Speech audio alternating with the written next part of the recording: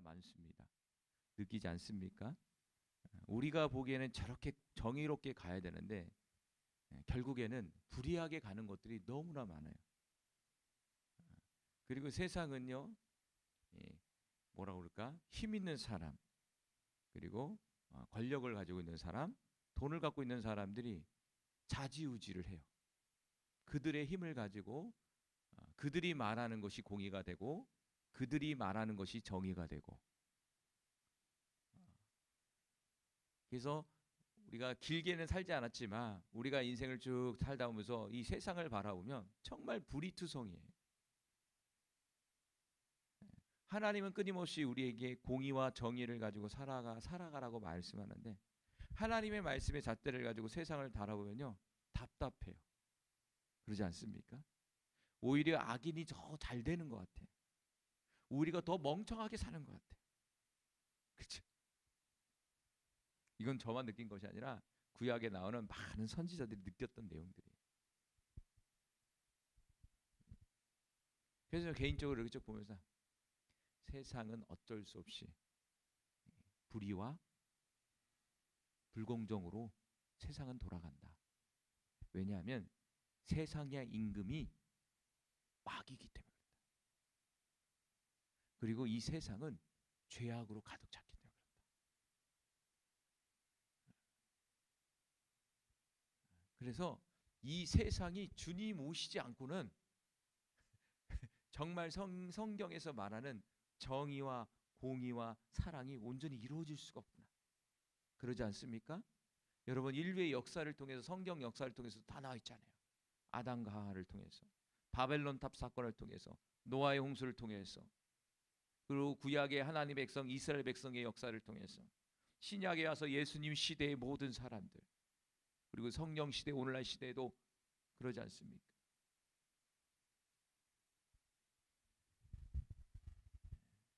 중요한 건 무엇일까요? 저 세상이 아니라 지금 이 자리에 앉아 있는 저와 여러분입니다.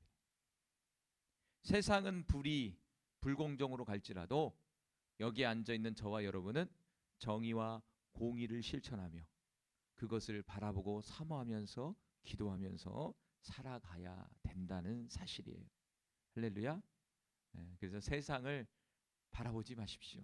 왜 세상은 저렇게 돌아가는 건지 너무 억울해 생각하지 마세요. 결국에는 이 세상은 노아의 홍수와 같이 어느 시점이 되면 사라져 버릴 세상입니다. 그리고 저와 여러분은 성경에서 말하는 이 마지막 때에 살고 있는 성도들이에요. 주님 오실 날이 점점 가까워지고 있는 거예요. 그래서 돈이 없다고 해서, 문제가 있다고 해서 너무 실망하지 말고, 어차피 그런 인생, 우리는 그렇게 가죠. 세상 사람도 똑같은 그런 일들이 있어요. 다 사람마다 염려와 걱정이 있단 말이에요. 그 사건은 달라요. 저와 여러분은 거기에 목매어 있는 것이 아니라 주님이 주시는 평강과 주님을 바라보면서 기도하는 거예요. 저도 사역을 쭉 하면서 사역이 뭔가 이렇게 생각하면, 요즘에 생각하는 건 묵묵히 기도하고 말씀 전하고 사역 감당하면서 하다가 무명이라도 아무리 알아주지 못해도 이 땅 가운데 잘했다가 가는 게 그게 사역이 아닐까. 근데 사역뿐만 아니라 여기 앉아 있는 우리 성도님들은 그게 삶이에요. 삶. 신앙인의 삶이에요. 뭐 없습니다, 여러분. 큰 게 터지는 게 아니에요. 그런데 큰 게 터지면 해야 할 일이 그만큼 큰 거예요. 크면 클수록 큰 사명을 감당해야 된다니까.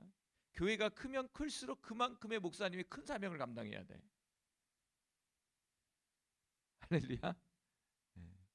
그래, 현재 주어진 상황 속에서 저와 여러분은 최선을 다해서 우리 자신을 돌아보고 회개하고 계속해서 천국 갈 때까지, 주님 만나는 그날까지, 주님 다시 오시는 그날까지 우리는 이런 삶을 살아야 돼요. 할렐루야. 반드시 승리하시기 바라요. 자, 오늘 본문에 보면 하나님이 오늘도 어김없이 책망하는 내용이에요. 이사야서를 보니까요, 1장을 넘어가기가 너무 어려워. 왜? 한 절 한 절이 우리의 마음을 이렇게 찌르는 말씀이야. 다 달라. 근데 지금까지 미안한 얘기지만 수요일에 계속 했지만 좋은 얘기가 한마디도 없었어. 또 없으려면 또 다른 걸 또 찝어. 오늘의 말 하나님이 찝은 죄악은 뭐냐면 신실했던 성읍이 신실하지 못하다는 거예요. 너는 신실하지 못하다는 거예요. 전에는 신실했던 자, 신실했어요. 하나님의 너무나 신실한 자였어요.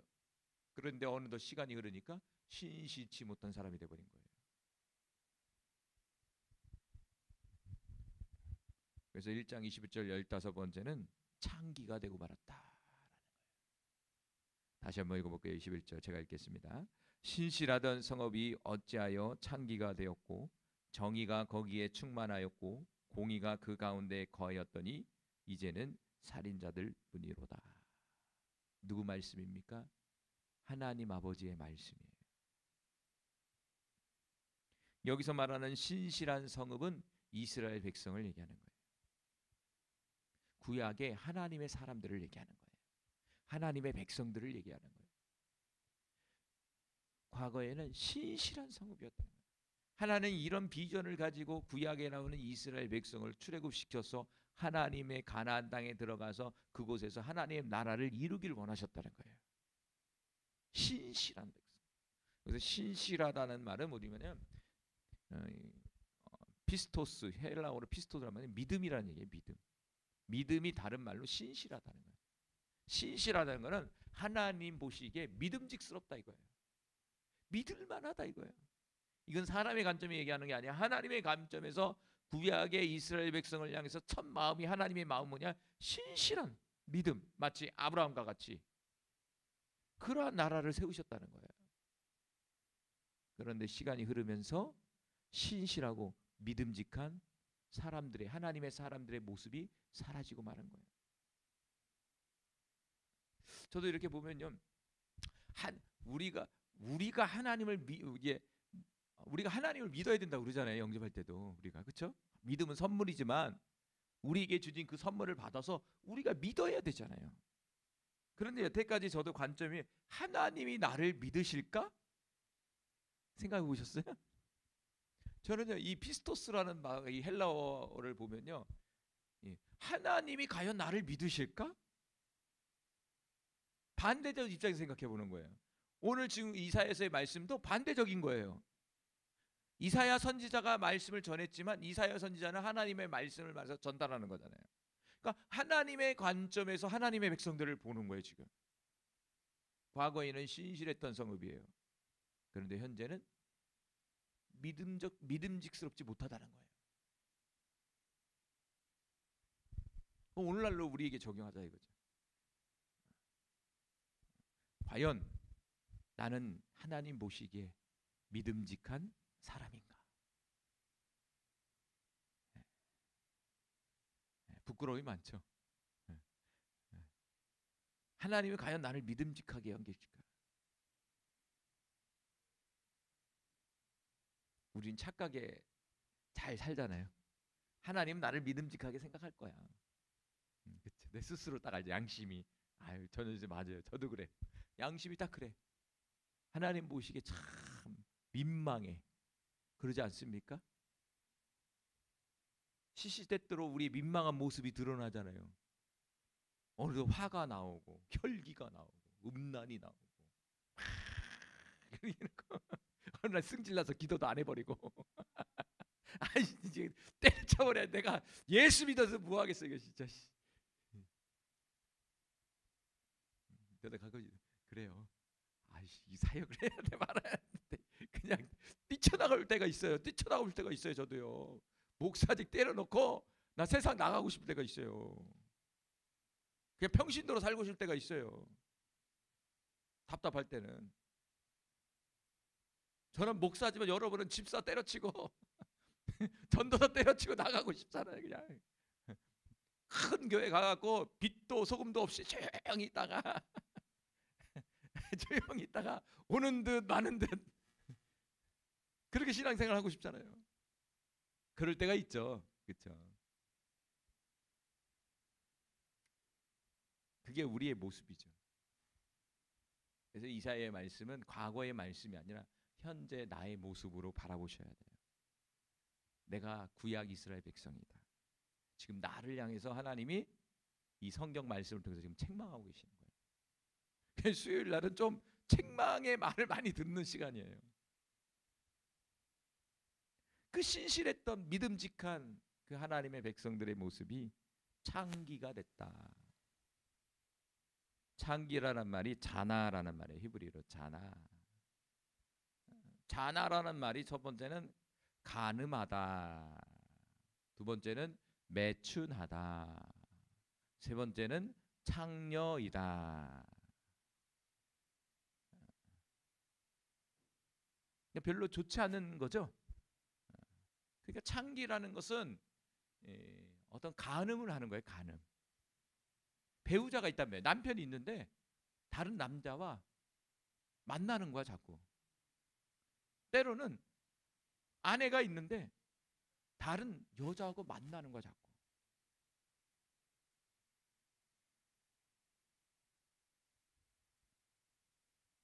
주님은 창기라고 얘기하는 거예요.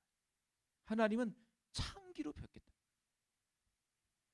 그래서 성경은요 하나님을 남편으로 설명하고 있어요. 남편. 자, 이사야서 54장 5절 말씀 읽어봅시다. 시작. 이는 너를 지으신 이가 내 남편이시라. 그의 이름은 만군의 여호와시며 내 구속자는 이스라엘의 거룩한 이시니라. 그는 온 땅의 하나님이라. 일컬음을 받을 것이라. 아멘. 이사야서 54장 5절에 보니까 우리를 지으신 하나님께서 남편이라는 거예요. 여러분 세상의 남편은 기대하지 마세요. 다 남편이 있었잖아요. 그런데 여러분의 만족을 줬습니까? 여러분의 만족을 줬어요? 사모님 제가 만족을 줘요? 사모님 타이틀 붙어 있지만 타이틀 녹으면 제 흉을 엄청 많이 볼 거예요. 타이틀이 붙어서 얘기를 못하는 거지. 직분이 있어서 얘기 못하는 거지. 속으로 얼마나 그러겠어요. 그렇죠? 얼마나 상처를 줬습니까? 얼마나 고통을 줬습니까? 얼마나 그렇다고 해서 여러분의 마음을 알아줬습니까? 그러지 않아요? 그거는요 여기서는요 성으로 그랬지만 아내도 그렇지만 남편도 똑같아요. 남자 입장에서도 똑같아요. 남자도 알아주기를 원하는데 알아주질 못하는 거야. 아내가 헤아려 주지를 못하는 거야. 그러니까 이 세상의 존재는 남자와 여자 관계에 아내와 남편의 관계는요 만족을 줄 수가 없어요. 그걸 기대하고 결혼하면 절대 안 되는데 대부분은 그걸 기대하고 결혼을 해버려요. 그래서 어떻게 됩니까? 헤어지든지 지지고 볶고 싸우는 거예요. 절대 만족을 안 줘요, 승희야. 남편 찾으러 다니면 안 돼. 남편을 만나야 되겠지만 성경은 분명하게 우리의 남편은 하나님이세요. 승연이 승준이는 아내를 찾으러 다니면 안 돼. 결혼을 하긴 했는데 진짜 아내는 누구냐? 하나님이셔. 하나님. 아내에게 내 마음을 알아달라고 하면 절대 안 알아줘. 욕하지. 이스라엘 백성은요 하나님을 남편으로 모시며 살았는데 바람이 나버린 거예요. 여기서는요 우상 숭배예요. 하나님을 버리고 간 거예요.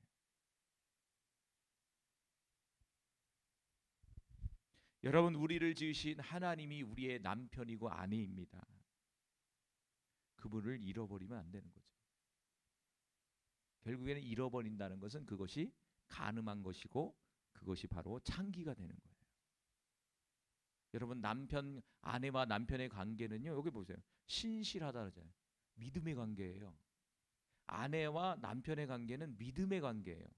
뭐든지 믿어야 돼요. 그런데 서로가 믿지 못한다? 그러면 이제 문제가 생기기 시작하는 거예요. 대부분 보면 한쪽에서 바람을 피게 되면요 그때부터는요 불신이 생기기 시작해요. 같이 살아도요 사는 게 아니에요. 특별히 이 여자분들이 이제 남편이 다 바람을 피게 되잖아요. 그럼 대부분 보면은 어떻게든 뭐 헤어지는 사람도 있지만 또 사는 사람이 있어. 어쩔 수 없이 애들 때문에 사는 사람이 있어요. 근데 이렇게 가만히 지켜보면요, 관계가 이미 틀어져 버렸어요.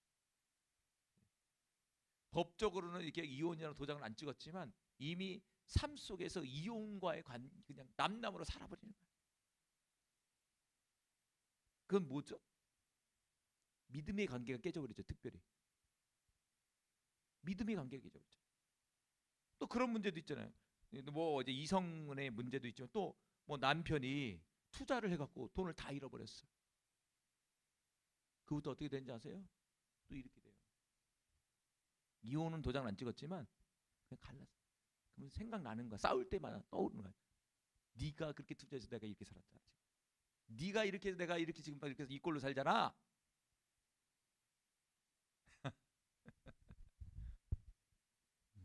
그렇죠? 그건요, 예수 믿는 사람이나 안 믿는 똑같아요. 그게 문제예요. 똑같은 인생 살아요. 늘 실망하며 살죠. 근데 사람이라는 게 기대심이 있잖아요. 하나님은 보이지 않는 남편이야. 근데 실제 살고 있는 건 보이는 남편이고 아내야.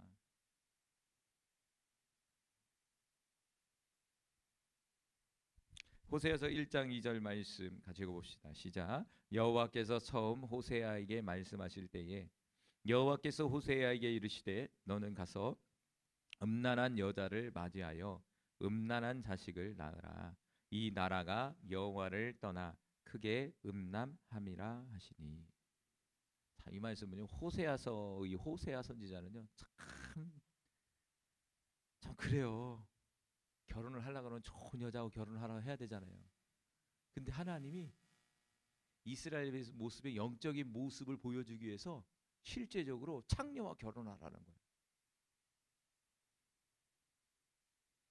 한번 생각해 보세요. 여러분의 아들이 창녀하고 결혼한다고 생각해봐요.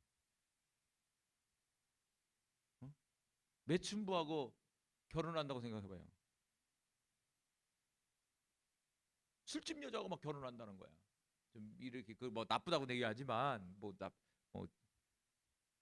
여러분 상상해보세요. 여러분 찬성하시겠어요? 인간적으로는 하나님은 다 사랑하라고 얘기하는데 저는 못하겠어요. 허락할 수 있겠어요? 못하죠.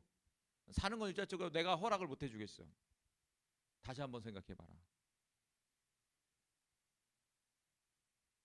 선지자의 삶이 이렇다고요. 선지자는 결혼도 마음대로 못하는 거예요. 시키는 대로 해야 돼 하나님. 사역자예요 사실은. 사역자들은 지 맘대로 하면 안 돼요. 음란한 여자와 결혼하라 이거야. 그러면서 그 음란한 여자를 통해서 음란한 자식을 낳으라는 거예요.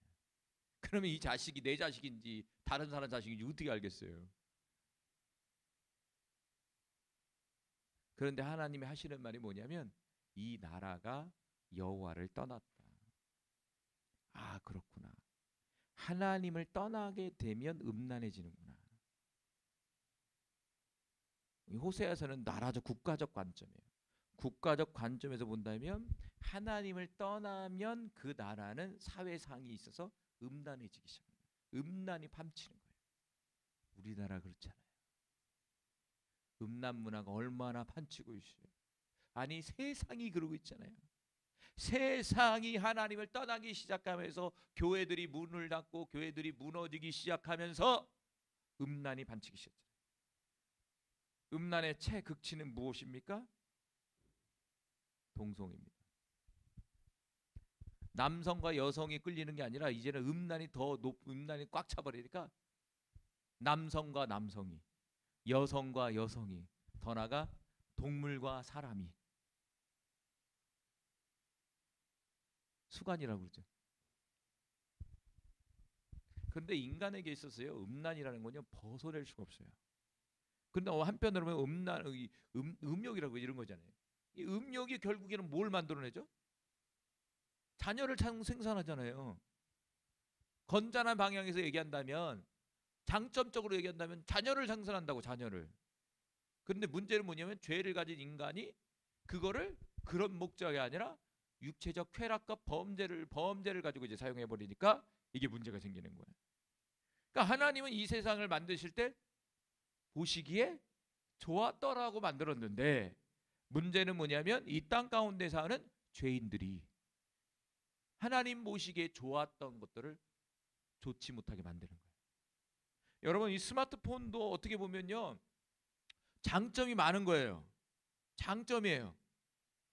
근데 문제는 뭐냐면 이 스마트폰을 가지고 죄인들이 악하게 만드는 거예요. 여러분, 서로 먼 길이 있을 때 전화하면 좋잖아요. 궁금하잖아요. 그 내가 무슨 정보를 찾을 때 스마트폰을 받쳐주면 좋잖아요. 그런데 이렇게 좋은 거를 죄된 인간의 본성 가운데 이거를 악하게 쓴다 이거예요.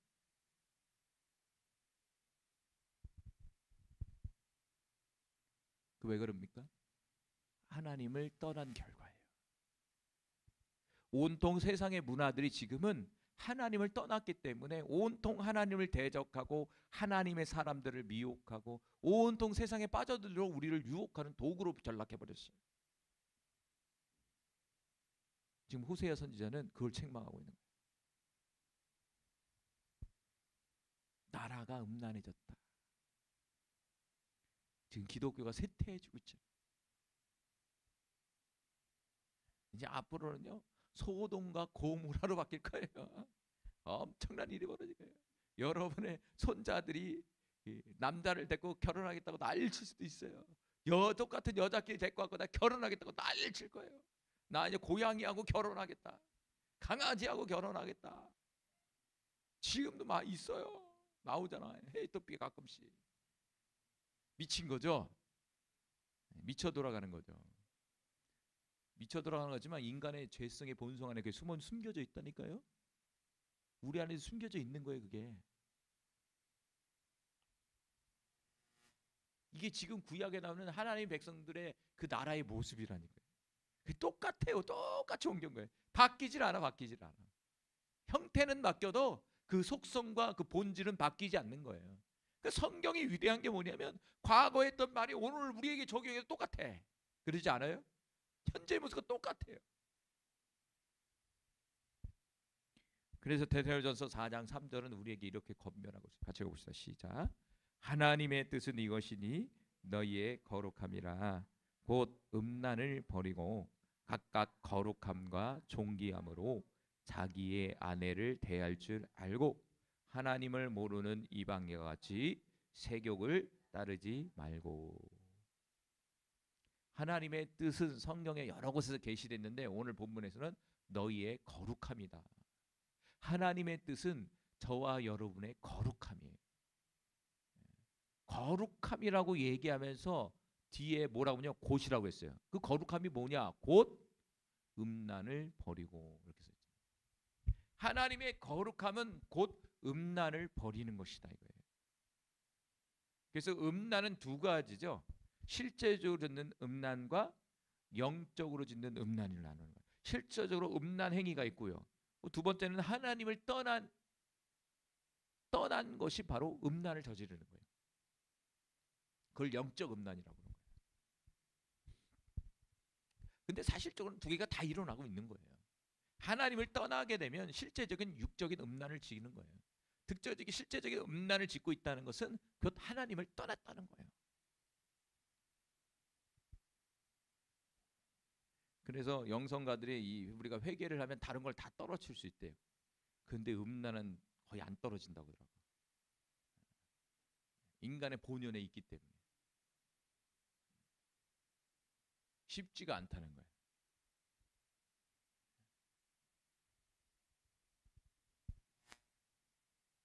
그러면서 뭐라고 합니까? 거룩함과 존귀함으로 자기 아내를 대할 줄 알아라. 누구를? 아내를 거룩함과 존귀함으로 대해라. 그 뭐 했다는 거예요? 아내를 버리고 남자들이 바람을 폈다는 얘기예요. 아내를 버리고 다른 여자를 찾으러 갔다는 거예요. 돼야 안 돼요? 반대로 남편을 두고 다른 남자들을 찾으러 다녔다는 거예요. 왜 그런지 아세요? 상대성이잖아요. 남편이 보세요. 그러니까 남자들만 바람피는 게 아니에요. 잘 들어보세요. 자, 남자가 있으면 상대방이 누가 있어요? 여자가 있잖아요. 그럼 비리가 똑같아요, 달라요? 똑같다는 거예요. 두각되게 남자가 나오는 거지. 결국 여자도 있잖아요, 대상이. 그러니까 남자 여자 똑같다니까요. 남자는 여자에 대해 여자고, 여자는 또 남자에 대해서 있는 거고. 그 남녀가 바람을 폈다는 얘기죠.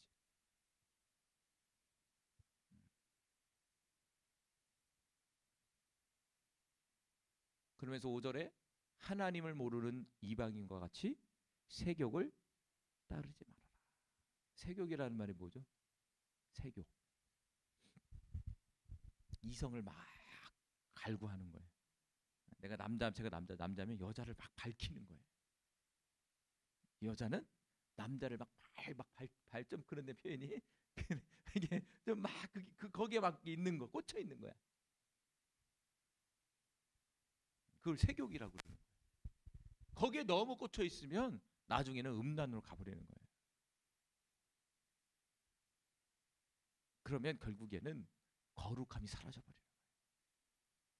그리고 하나님을 떠나게 돼 버리는 거예요. 원리는 죄를 짓다 보면요, 처음에는 회개하고 양심 걸리지만 계속 짓다 보면요, 양심도 이제 마비가 돼 버려요. 그리고 하나님 앞에 뻔뻔해. 죄 지은 죄로 생각 안 해. 회개를 안 해버린다니까 이제는. 아니 누구나 하는 건데 뭐 이렇게 돼 버려요. 이게 바로 구약의 하나님 백성들의 모습이었다는 거죠. 그래서 신실했던 성읍이 어찌하여 창기가 되었는고. 그러면서 하시는 말이 정의가 거기에 충만하였고, 과거를 얘기하는 거예요. 공의가 그 가운데 거하였더니. 과거에 신실했던 성읍의 모습은 정의와 공의가 충만하게 이루어지는 성읍이었다는 거예요. 나라였다는 거예요. 정의와 공의가 온전히 세워지는 나라였단 말이에요. 그런데 이제는 살인자들 뿐이다. 다시 말한다면 공의와 정의가 사라져버린 거예요. 공의와 정의를 가정한 살인자들이 이스라엘 백성들을 통치하고 있었다는 거예요. 이건 지도자들을 얘기하는 거예요. 지도자들. 살인자다. 이 살인자란 말이 히브리어로 넘겨서 읽어볼까요? 라차흐라는 말이에요. 살인하다, 죽이다. 다시 말한다면 사람을 죽이는 자들이다. 사람을 죽이는 자.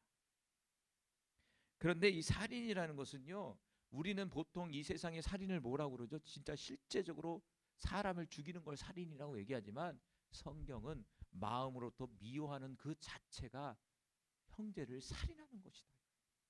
감정으로부터 일어나는 그 마음, 상대를 향한 그 악한 마음이 살인이다, 이렇게 정의해 버린다니까요.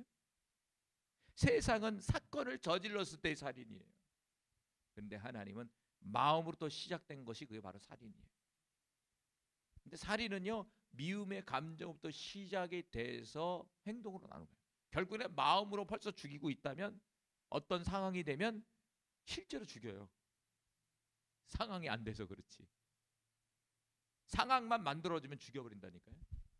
한번 생각해 보세요. 오늘 10시에 YTN에서 긴급 뉴스를 말씀드립니다.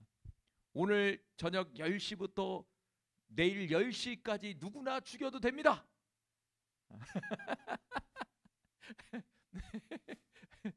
이거 대통령 긴급 명령입니다. 자,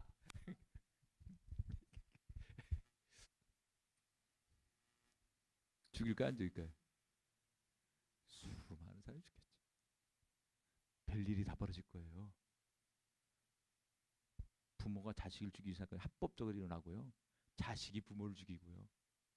연인 관계에서 서로 죽이고요. 남편과 아내 관계 속에서 죽여버리고요. 목회자와 성도 관계에서도 죽여버리고요. 직장과 사원과 사장님 사이에서도 죽여버리고요.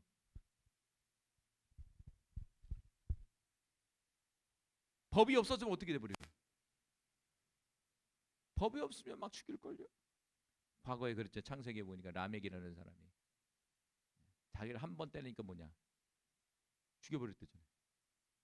손녀를 죽였다고 그러죠. 자기를 한 번 때렸어, 실수로. 그 자리에서 죽여버렸더라고. 자랑하잖아. 나에게 피해 주는 사람은 이렇게 당할 줄 알아. 근데 어떻게 했어요? 잡아갔습니까? 무겁다 오셨네, 무겁. 그런데 하나님은 그걸 죄로 보고 계십니다. 지금 하나님의 백성들의 모습이에요. 하나님의 백성들의 나라의 모습이에요. 죽이는 거예요, 막 서로. 호세아서 6장 9절 말씀 시작. 강도 때가 사람을 기다림같이 제사장의 무리가 세겜길에서 살인하니 그들이 사악을 행하였습니다. 자, 호세아서 6장 9절에 보니까 제사장이 나와요. 제사장. 사역자들이죠. 사역자의 무리가 세겜에서 살인을 한다는 거예요. 성도들을 죽인다는 거예요. 무엇으로? 제사장들의 사악한 행위로 성도들이 죽어나간다니까. 그럼 실제적으로 죽인 거예요? 실제적으로 죽이는 사람도 있겠지만 이거 실제적으로 하는 게 아니라 영적으로 죽이는 거예요. 지금 제사장들이 자신의 유익을 위해서 양들을 죽음의 길로 내모는 거예요. 자꾸. 세상이 그렇지 않습니까? 제사장뿐만 아니라 세상도 그렇잖아요. 세상 법칙이 그렇잖아요. 누군가를 죽여야, 누군가를 밟아야 자신이 성공할 수 있거든요. 경쟁이잖아요, 온통. 그게 경쟁이에요. 경쟁이라는 거예요. 그런데 적당한 경쟁은 아주 중요해요. 그런데 너무 심해져 버리면 문제가 생기는 거예요. 수단과 방법을 가리지 않고 거기서 올라가려고 하는 게 문제잖아요, 지금. 적당한 경쟁은 서로를 발전을 이룰 수 있어요. 견제를 하니까. 그런데 이 경쟁이 너무 심해져 버려 오버돼 버리면 누군가를 죽이고 올라가게 된다니까요. 누군가를 희생시키고 자기가 성공하는 거예요. 세상 법칙이 그렇지 않습니까? 그래서 이런 말이 있잖아요. 세상에서 너무 착하게 살면 손해를 봐. 때로는 악하게 살아야 돼. 그런 사람이 성공해. 맞아요? 틀려요? 세상적 관점에서는 맞아요. 근데 진리적 관점에 보면 틀린 거예요. 하나님 관점에서는 틀린 거죠.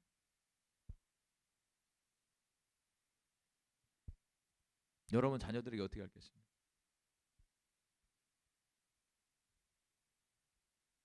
지금 이사야 시대에도 그랬고 호세아 시대도 그런 거예요. 바뀌지 않은 선지자는 그렇게 왔는데도 똑같은 메시지야. 같은 메시지예요. 계속. 요한일서 3장 15절과 16절 시작. 그 형제를 미워하는 자마다 살인하는 자니 살인하는 자마다 영생이 그 속에 거하지 아니할 것을 너희가 아는 바라. 그가 우리를 위하여 목숨을 버리셨으니 우리가 이로써 사랑을 알고 우리도 형제들을 위하여 목숨을 버리는 것이 마땅하니라. 요한일서 3장 15절과 16절은 내면의 살인을 얘기해 주고 있어요. 형제를 미워하는 것이 살인하는 것이다. 살인은 서두에 얘기한 것처럼 마음으로 또 출발이 되는 거예요. 이미 나는 산죄를 지은 거예요. 간음도 그렇잖아요. 벌써 내 마음에 음욕을 품면 그거는 벌써 간음을 했다고 얘기해 버리잖아요. 그리고 이런 마음은 인간의 마음속에 이미 자리 잡고 있대잖아요. 예수님이. 마음에서 나오는 것은 살인과 간음이라고 쓰잖아요. 마태복음 보면 인간의 죄성을 가진 마음속에는 이미 살인과 간음이라는 그런 걸 소유하면서 산다는 거예요. 그러니까 우리는 주님 앞에 무슨 자입니까? 살인자예요. 살인자. 사실은 오늘도 수많은 사람을 죽였거든요. 주님은 마음으로 해도 행동하는 것 같이 취급하신다니까. 행동한 죄인, 행동하지 않는 죄인, 보이는 죄인, 보이지 않는 죄인, 누구도 모르겠지. 근데 주님은 깨뜨려 보고 있으니까. 행동하면 알잖아요. 근데 마음을 품는 건 누가 알겠습니까? 근데 성경은 사람의 마음을 감찰하시는 분은 오직 하나님 한 분이시라고 얘기하시는데 우리의 마음을 지금 감찰하고 깨뜨려 보고 계시는데 그래서 마지막 때는 이런 사람들이 넘쳐갈 것이다. 하겠어요. 요한계시록 9장 21절 시작. 또 그 살인과 복술과 음행과 도적질을 회개하지 아니하더라. 요한계시록 9장 21절에 보니까 마지막 때의 특징이 그래요. 살인해도 이것을 죄로 여기지 않는다는 거예요. 그것은 뭐냐면 회개하지 않는다는 거예요. 그러니까 점점 살인이요 아주 흉악해지고 있어요. 그렇지 않아요? 아주 우리 애들이 사람 죽이는 걸 아주 쉽게 생각해요. 20대 30대 애들이 게임에서 이렇게 그런 영향도 있는 것 같아요. 게임에서 사람 총 쏘고 죽이는 거 아주 쉽게 생각해. 거긴 티가 안 나. 진짜 실제적으로 그냥 옮겨버리잖아. 아무렇지 양심이 없는 거야. 묻지마 살인 얼마나 이게 더 많이 벌어질 거예요. 묻지마 살인이. 갑자기 막 사람들 죽이는 거 있잖아요. 그런 일들이 이제 더 비일비재한다는 거예요. 마지막 때는요.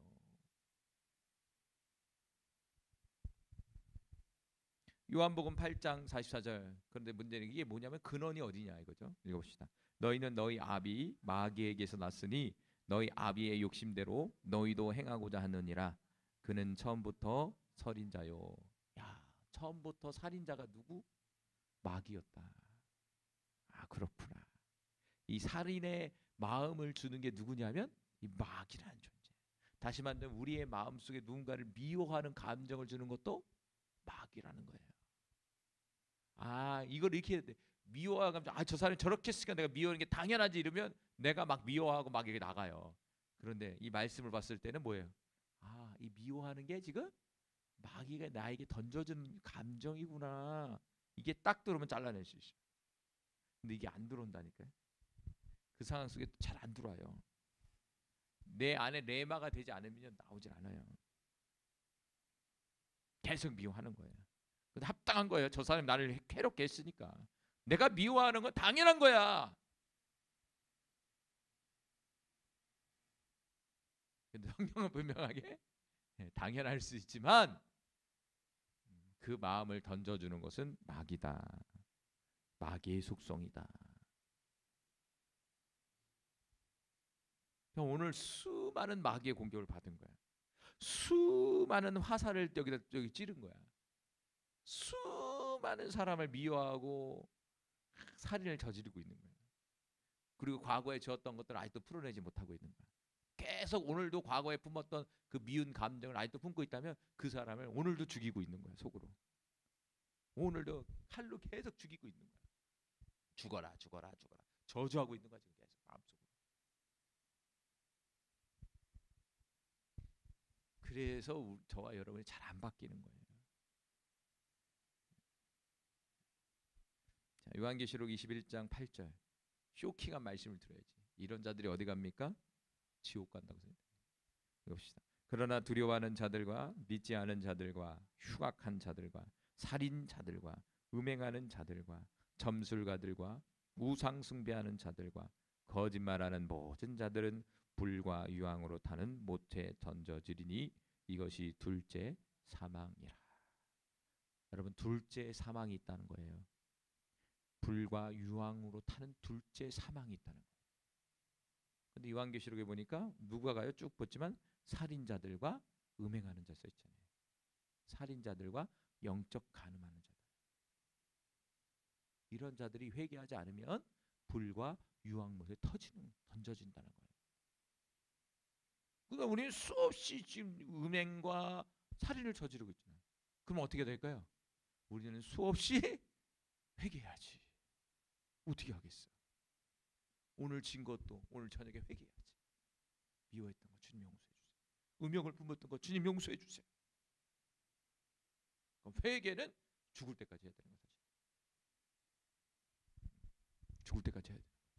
이런 자들이 뭐냐면 회개하지 않고 돌이키지 않으면 결국에는 불과 유황을 타는 엄청난 고통의 지옥불에 들어가 버리는 거예요.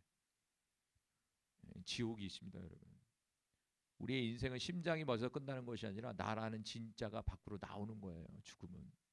지금 이게 이 육체의 그릇에 쌓여서 그래요. 지금 쌓여서 모르는 거예요. 우리 보통 마음이라고 얘기하잖아요. 그게 나예요. 근데 그게 빠져나오는 거예요. 심장이 멎으면 소멸되는 게 아니라 인간 존재가 이 그릇이 깨져버렸으니까 어떻게 해요? 그릇 안에 들어가 있는 게 나올 거 아니에요. 음식이 쏟아져 나올 거 아니에요. 그게 나라니까. 그게 영혼이라고 얘기하는 거예요. 영혼이 빠져나오는 거예요. 이 영혼이 진짜 나예요. 이게 영혼이 진짜 나의 인생을 사는 거예요. 지금 육을 끼고 있어서 이게 잘 인식이 안 돼서 그래요. 저도 그렇고요. 그 인식은요, 안타깝게도 딱 죽을 때, 육체가 딱 깨질 때, 육체가 딱 멈췄을 때, 그때서야 인식이 되면 끝나버리는 거야. 왜? 인식이 딱 그때 육체가 딱 끝나면 그때는 이제 주님 앞에서 인생의 결산을 딱 받아야 할 그 시간이거든요. 더 이상 기회가 없거든요. 기회는 육체의 그릇을 입고 있을 때의 기회거든요. 성경은 70년, 80년 요 기간을 주는 거예요. 70년, 80년의 인생의 기간을 주는 거예요. 기회를 주는 거예요. 짧으면 짧을 수 있고 길으면 길 수 있는 거잖아요. 그러니까 우리의 인생의 전 인생에 있어서의 기회를 주는 거예요. 그래서 죽을 때 딱 한 번 회개했을 때도 구원을 해주시잖아요. 부끄러운 구원이라고 얘기해요. 맞아요. 부끄러운 구원이요. 그거는. 천국에는 집이 있을까 없을까? 기도해봐야 되겠죠.